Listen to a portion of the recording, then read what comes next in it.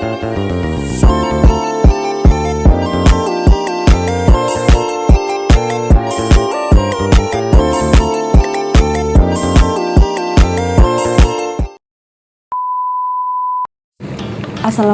warahmatullahi wabarakatuh. Hai guys, perkenalkan nama saya Nurul Vanisa dengan NIM 60900121065. Kenalkan, saya Rismawana, NIM 60900122040 kelas B. Perkenalkan, nama saya Nurul Ilmi dengan NIM 60900122023 kelas B.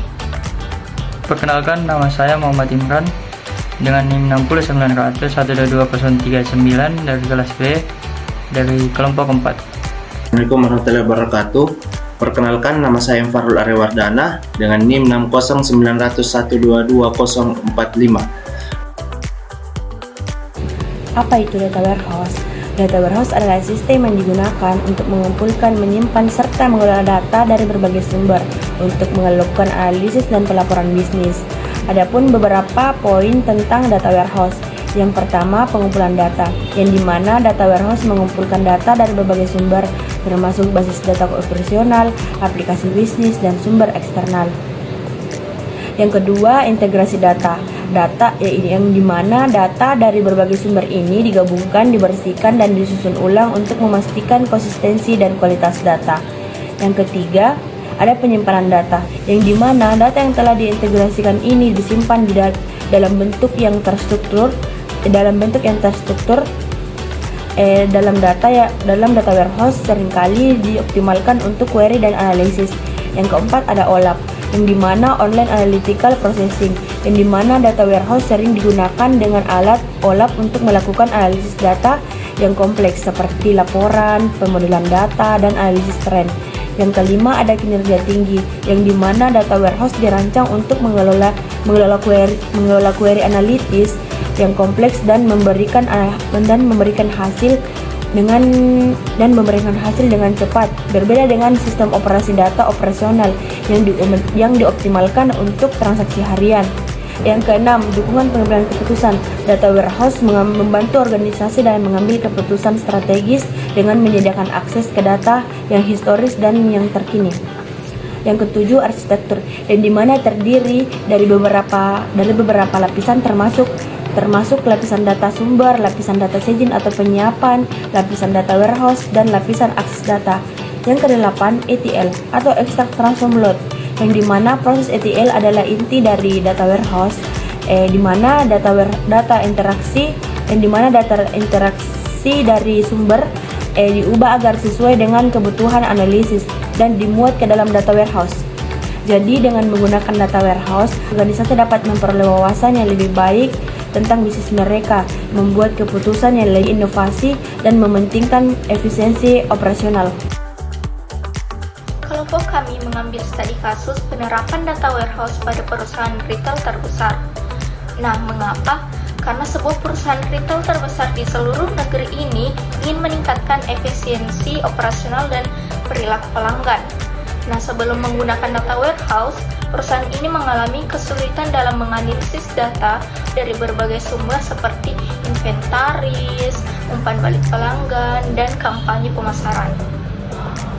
Ada beberapa tantangan yang dihadapi. Yang pertama yaitu fragmentasi data. Data yang tersebar di berbagai sistem yang berbeda seperti POS, ERP, ataupun CRM. Yang kedua yaitu kualitas data. Inkonsistensi dan kesalahan data yang dapat menghasilkan analisis yang kurang akurat. Yang ketiga yaitu kecepatan akses. Waktu yang dibutuhkan untuk menghasilkan laporan dan analisis data itu terlalu lama. Yang terakhir yaitu pengambilan keputusan. Kesulitan dalam mendapatkan wawasan yang tepat waktu untuk pengambilan keputusan yang strategis. Solusi dan hasilnya, yaitu di mana solusi, perusahaan memutuskan untuk mengimplementasikan data warehouse dengan tujuan mengintegrasikan semua data dari berbagai sumber ke dalam satu sistem yang terpusat, di mana langkah-langkah yang dapat diambil meliputi ada 4, yaitu yang pertama ETL, membangun proses ETL untuk mengekstrak dari data berbagai sumber, mentransformasikannya untuk memastikan konsistensi dan kebersihan, dan memuatnya ke dalam data warehouse. Yang kedua, integrasi data, menggabungkan data transaksi penjualan, data inventaris, data pelanggan, dan data kampanye pemasaran ke dalam satu platform. Yang ketiga, analisis OLAP. Menggunakan alat OLAP untuk memungkinkan analisis multidimensi seperti analisis tren penjualan, performa produk, dan efektivitas kampanye pemasaran. Dan terus yang ketiga, pelaporan dan dashboard. Membangun laporan dan dashboard yang mudah digunakan untuk manajer dan eksekutif, memberikan mereka wawasan real time tentang kinerja bisnis. Terus di mana hasilnya, yaitu yang pertama, efisiensi operasional, pengurangan waktu yang dibutuhkan untuk menghasilkan laporan dan analisis dari beberapa hari menjadi beberapa menit. Yang kedua, pengambilan keputusan yang lebih baik. Manajer dapat membuat keputusan yang lebih informasi berdasarkan data yang akurat dan real time. Yang ketiga, peningkatan penjualan. Analisis mendalam tentang perilaku pelanggan dan tren penjualan membantu dalam merancang kampanye pemasaran yang lebih efektif dan menargetkan produk yang tepat ke pelanggan yang tepat. Terus selanjutnya, manajemen inventaris yang lebih baik. Pemahaman yang lebih baik tentang pola permintaan pembantu dalam mengoptimalkan tingkat inventaris, mengurangi biaya penyimpanan dan kekurangan stok. Adapun contoh analisis, yang pertama adalah analisis segmentasi pelanggan. Dengan data warehouse, perusahaan dapat mengelompokkan pelanggan berdasarkan perilaku pembelian, lokasi geografis, dan preferensi produk, memungkinkan pemasaran yang lebih tepat sasaran. Yang kedua adalah analisis tren penjualan, di mana menyediakan wawasan tentang produk mana yang paling laku pada periode tertentu, membantu dalam perencanaan inventaris dan kampanye promosi. Yang terakhir adalah analisis efektivitas kampanye, mengukur dampak kampanye pemasaran terhadap penjualan dan ROI, memungkinkan perusahaan untuk menyesuaikan strategi pemasaran mereka secara efektif. Kesimpulan implementasi data warehouse adalah memberikan perusahaan retail ini alat yang kuat untuk mengintegrasikan dan menganalisis data dari berbagai sumber, menghasilkan wawasan yang berharga untuk meningkatkan efisiensi operasional, dan mendukung pengembalian keputusan yang lebih baik. Sebagai hasilnya, perusahaan dapat lebih responsif terhadap perubahan pasar dan kebutuhan pelanggan, meningkatkan kinerja keseluruhan bisnis mereka. Saya akan mendemonstrasikan proses ETL atau Extract Transform Load dalam Pentaho. Sebelum melakukan demonstrasi tersebut, saya akan menjelaskan sedikit tentang Pentaho. Jadi, Pentaho merupakan software business intelligence atau BI yang menyediakan data integrasi pelayanan OLAP, reporting, dashboarding, data mining, dan kemampuan ETL. Baiklah, untuk demonstrasinya, yang pertama kita harus membuat transformasi. Kemudian kita ke folder input.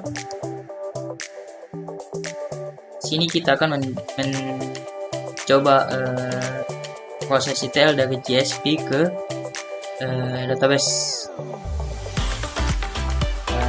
GSP, kemudian database, download.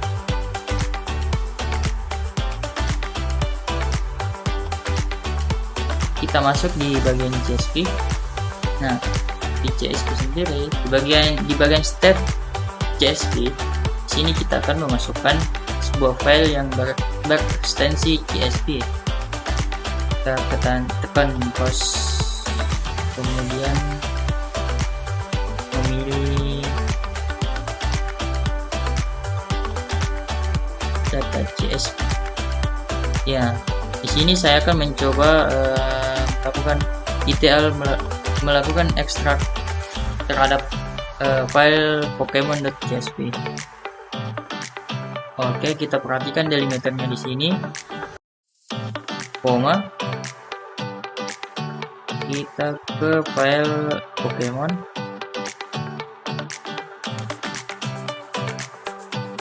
Nah, Di sini delimiter yang dimaksud itu yaitu pemisah antara kolom-kolom sebuah data. Di sini pemisahnya koma, jadi kita memasukkan koma di delimiter. Enclosure, kemudian vector size 5000. Nah, setelah itu kita menekan get file. Nah, setelah menekan get file akan muncul file-file atau kolom-kolom di data CSV tersebut. Kemudian kita tekan preview untuk melihat datanya. Sini kita telah melihatnya, ada sekitar 151 data. Oke. Kita tekan OK. Kemudian di bagian tabel output, nah, ini kita memberi nama. Selanjutnya di bagian tabel output, di sini kita akan mengkoneksikan database kita ke dalam PDI atau Pentaho. Sebelumnya kita akan membuat sebuah database baru.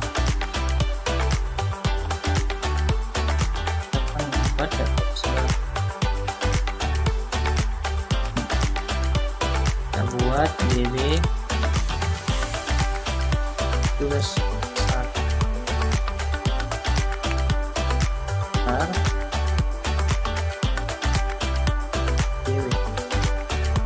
Kita buat oke.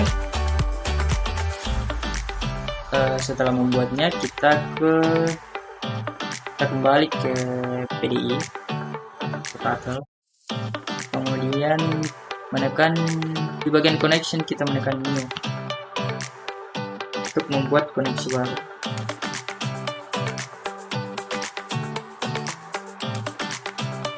Oke, kita memilih connection type atau tipe koneksi kita. Nah, saya menggunakan exam, otomatis kita MySQL. Oke, di hostname kita localhost, nama DB nya yang tadi, tugas besar dulu.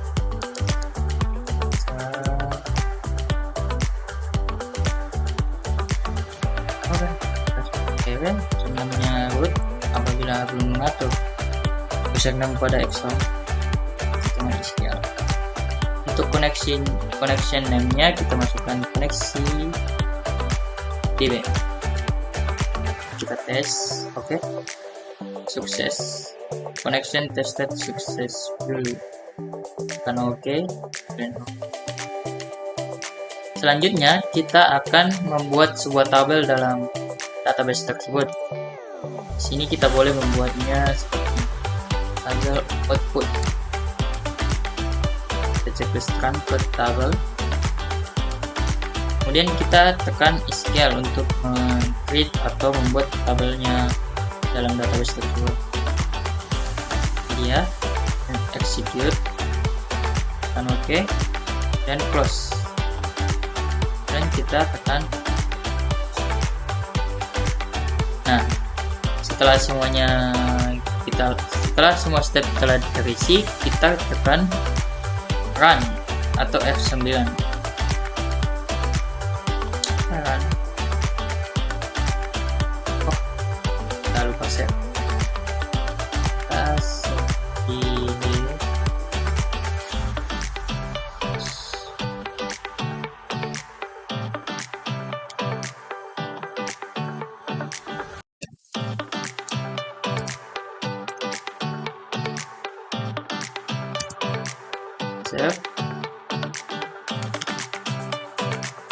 Nah, bila hasilnya hijau atau centang, maka transformasi berhasil. Kita bisa melakukan preview data di sini. Kita bisa melihat data yang telah kita salin dari CSV ke database. Nah, untuk memastikan data tersebut masuk di database, kita bisa cek di database kita. Nah, sini. Nah, bila datanya sudah tersalin ke database, maka transformasinya berhasil. Sini semua data pada Pokemon telah dipindahkan. Kita bisa menggunakannya untuk database data. Baik, mungkin itu saja yang bisa saya jelaskan, yang bisa saya demonstrasikan. Kurang dan lebihnya mohon dimaafkan. Assalamualaikum warahmatullahi wabarakatuh.